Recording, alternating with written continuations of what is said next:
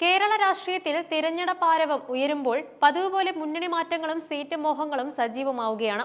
എന്നാൽ ഇത്തവണ കോൺഗ്രസ് നേരിടുന്നത് സമാനതകളില്ലാത്ത ഒരു ആഭ്യന്തര പ്രതിസന്ധിയാണ്. പാർട്ടിക്കായി വർഷങ്ങളോളം വിയർപ്പൊഴുക്കിയ പാരമ്പര്യമുള്ള നേതാക്കളെ തഴഞ്ഞ് അവസാന നിമിഷം ഇതര പാർട്ടികളിൽ നിന്നും ചാടി വരുന്നവർക്ക് ചുവപ്പ് പരവതാനി വിരിക്കുന്ന നേതൃത്വത്തിന്റെ നിലപാടാണ് വൻ പൊട്ടിത്തെറിയിലേക്ക് നീങ്ങുന്നത്.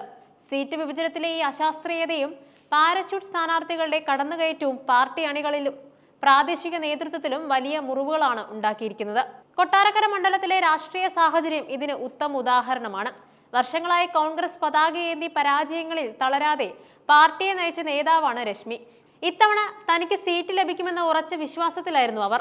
എന്നാൽ CPM-നൊപ്പം നിന്ന് എല്ലാ ആനുകൂല്യങ്ങളും കൈപ്പറ്റിയ ശേഷം അവർ സീറ്റ് ലഭിക്കില്ലെന്ന് ഉറപ്പായപ്പോൾ കോൺഗ്രസിലേക്ക് ചേക്കേറിയ ആയിഷ പോറ്റിക്ക് വേണ്ടി രശ്മിയെ തഴയുന്ന കാഴ്ചയാണ് അവിടെ കണ്ടത്. ഇടതുപക്ഷത്തിന്റെ തണലിൽ ദീർഘകാലം അധികാരം അനുഭവിച്ചവർക്ക് കോൺഗ്രസിന്റെ ഉറച്ച സീറ്റുകൾ നൽകുന്നത് രാഷ്ട്രീയ ധാർമ്മികതയ്ക്ക് നിരക്കാത്തതാണെന്നാണ് പ്രവർത്തകരുടെ പക്ഷം.